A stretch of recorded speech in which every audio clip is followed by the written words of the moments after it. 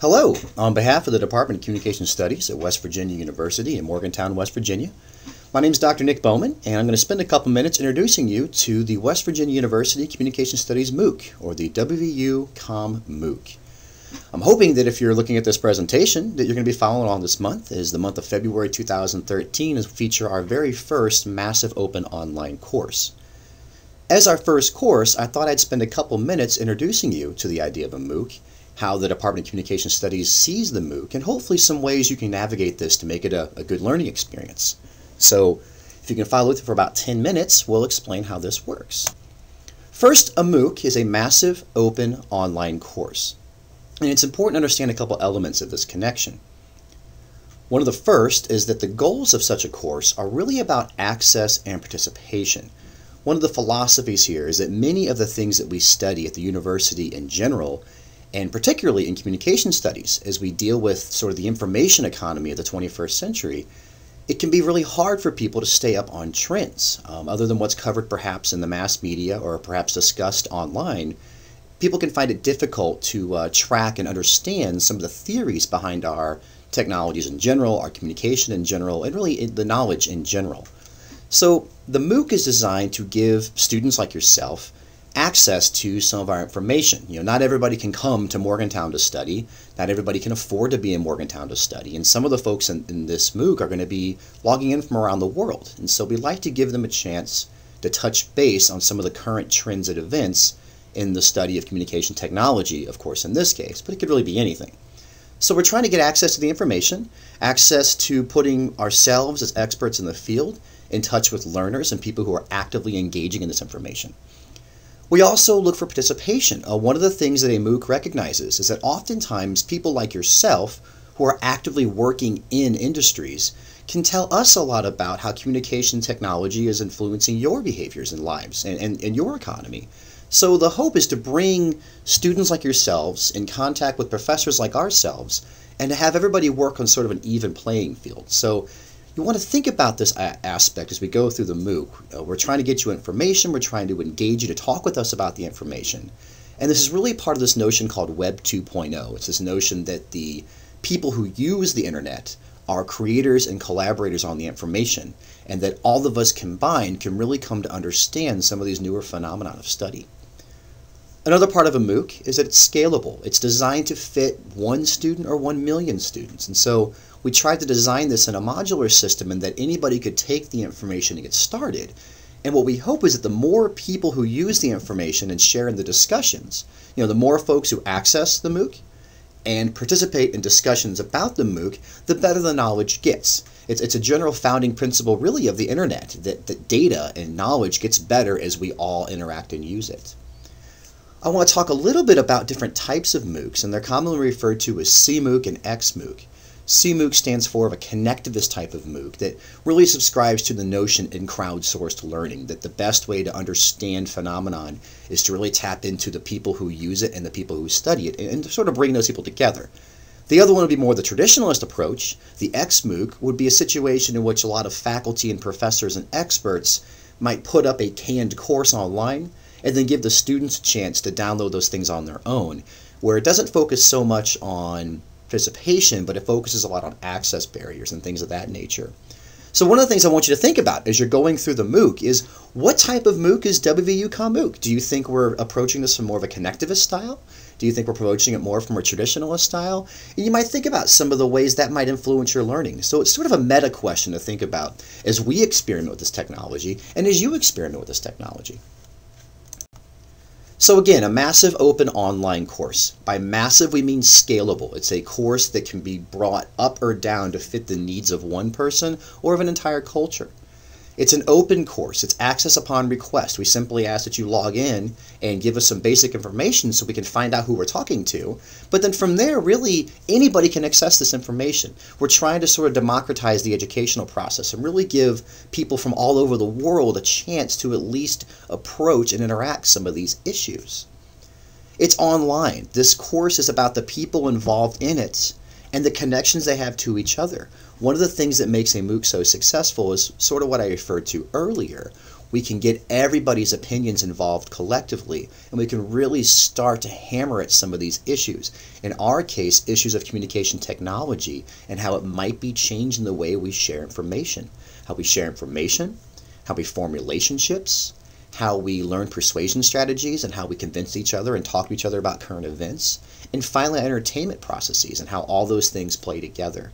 So the more we can bring folks together in this online community, the greater chance we have to access many separate viewpoints that some scholars call them muted viewpoints. These are people who don't often get a chance to participate in the system. So by making this as open as possible, we try to bring those viewpoints to surface, and then all of us can discuss an issue. Finally, of course, it is a course. It's an academic study. There's a central point of study, and in our case, again, it's communication technology and the science behind that. But like any course, and especially an online course, we really, again, push for that discussion element. And so oftentimes throughout the MOOC, you're going to find the faculty doing these basic presentations to get everybody started, and then we're going to hope you get the chance to interact with us down the road and interact with each other and really discuss these issues and apply them to your own daily lives. So the PrologueMOOC, it's the science of how communication technologies has shaped our social lives. So one of the things that we really look at in the Department of Communication Studies in Morgantown is we're very curious about communication technology, and that is those devices that use a medium, a cell phone, a computer screen, the iPod in your pocket, all of these different technologies that we've started to use to share information. And we have a belief based on the research that we do, based on the interviews that we conduct, and based on our own understanding of social theory and of communication theory, that we're starting to see perhaps a change in how we live our life because we have so much more social information. There's such more opportunity for communication that we simply have more information to go with.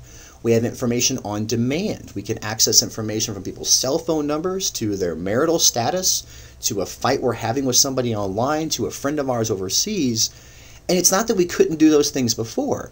It's that now we have a network technology that makes things like space or time irrelevant. And so this MOOC is designed to really introduce people to the science behind these technologies. So many of you use the technology, many of you have an opinion about the technology, and certainly if you read the newspaper and follow trends, we see the influence of Facebook on the election, and we see the influence of Twitter on relationships, and people talk about these things. But we see our job as scientists to really get under the fingernails and sort of play around with what are some of the theories here? Are these technologies new? Are the influences new? And how can you use these things to better your life, to better your workplace environment, to better your relationships? Again, some of the goals we talk about in communication are getting information, forming relationships, working in persuasion, and finally entertaining and leisuring yourself. And so we'll talk a bit about that as we go through the MOOC. And so hopefully this gives you an idea of how we see this particular presentation. So there's going to be 4 weeks. And we're going to start this thing on February 4th of 2013. So if you're listening to this now, it's next week. And the very first discussion is week 1, sponsored by myself, Dr. Nick Bowman. And it's learning to cope with our robot overlords. And what I'm talking about here is this sort of predominant perception that technology has taken over our lives. And so I take sort of a tongue-in-cheek look at, now that we are ruled by our technology, how do we handle that? Now, I don't necessarily believe we are ruled by our technology. In fact, I often think that our technology is merely a tool that we use to accomplish the same human goals we've had since the beginning of humanity. But starting February 4th, 2013, I'll start talking about these things. If you'd like more information on me, you can click on my portrait there. It'll take you to my professional webpage. And starting with today and throughout the MOOC, you're welcome to tweet me at Bowman Spartan, and make sure you use the WVU-CommMOOC hashtag. Okay, so week 1 is going to start us off with an introduction to technology and an introduction to our shaping our social lives. Week 2 is going to sponsor Dr. David Westerman. He's going to be speaking starting on the 11th of February 2013.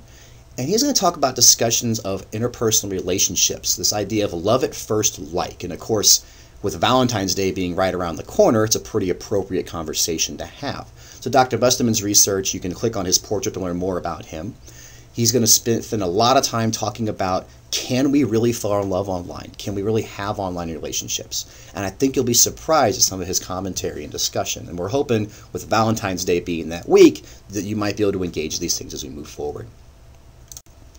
On week 3, starting 18 February 2013, Drs. Alan Goodboy and Dr. Matt Martin will be talking about cyberbullying, which has been a prominent issue in the headlines over the last couple of years. This notion that we can use technology to go after each other, to engage in some of these antisocial behaviors, so we can sort of hide behind the cloak of anonymity. People don't know who we are through the computer.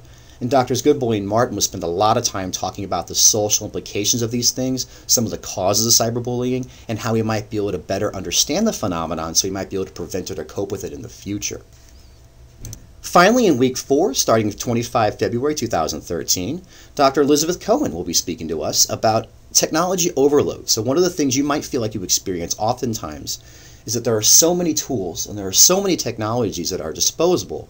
They give us so many information, they give us so much content to consume at one time, and it can be very difficult to sift out the useful information from what might be perceived as useless information. Sometimes we're so ambiently aware of our surroundings that we can't pull ourselves out of our social spheres. A lot of folks who work in tech industries talk about how they leave their office and their cell phone goes home with them, and they keep getting emails and they keep getting phone calls, and they can't leave things behind. We get lost in a sea of information, and so Dr. Cohen's going to spend a lot of time talking about that. And you see her Twitter handle there. You can click on her portrait for more information. In fact, for all of these people, you can click on their portraits and look at their Twitter accounts for more information.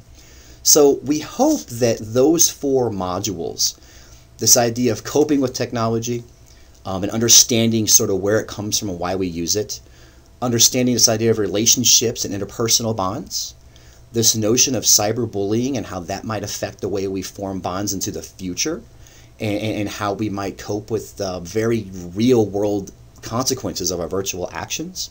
And then finally, understanding how technology overload can be overcome and how we can deal with this notion of having all this information.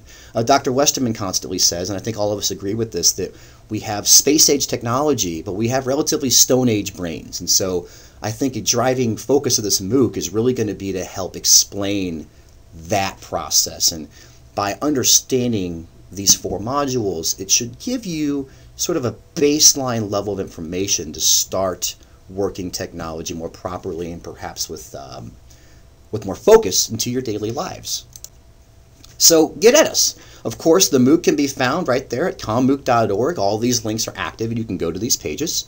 You can tweet any of the faculty. You can also tweet WVU Comm Studies and just use that hashtag so we know who you are. There's a FAQ, a frequently asked questions page on our MOOC, so if you have questions that perhaps this presentation didn't answer, you can do that there. We also have a SlideShare account you can go to, and that's going to give you a lot of information about contacting us. And finally, you can read about us in the Daily Enanthium, which is the campus newspaper, and you can check out some information about the MOOC, the College of Arts and Sciences, and if you have any stories for yourself, feel free to read those and share them with us. So in closing, a couple tips. Lessons at your leisure. The point of a MOOC is to be able to study on your own pace. Now, some of the faculty will make themselves available for live discussions, often on Twitter, perhaps on the MOOC discussion board. And so, of course, you're invited to come to those live presentations. But the point of a MOOC is to study at your own time. You know, whether it's 5 o'clock in the morning before you go to the gym, maybe it's when you put your children in bed at night, maybe it's on your lunch break at work, or any time in between. Log on your leisure and take care of some of the information and sort of think about the questions you want to ask us and ask each other. We want you to congregate and collaborate. A really big part of a MOOC is bringing everybody together. Again, we have experiences as professors, as scientists, but you also have experiences as humans, as workers, as families, as romantic partners, as friends, as enemies. And we want to hear how you use technology and the questions that you might have on a daily basis. Engage for enlightenment. We hope that you can engage the material to better your understanding of communication technology, recognizing it is a part of our social world, it's a part of our physical world, and how might you be able to better navigate that with some of this basic information. And then finally, this notion of the autotelic process. In some ways, we're doing this because we enjoy it. An autotelic process is one that we engage in basically to be human. Aristotle talked about these in his very first writings on rhetoric. And And it's a, relatedly sort of, head in the clouds notion that sometimes we study for the sake of study. And I might present to you that some of this information might teach you a little more about what it means to be human. It might teach you a little more about the world around you. So in closing, happy mooking. We're really excited about this information. We hope you can join us soon, and we'll see you online.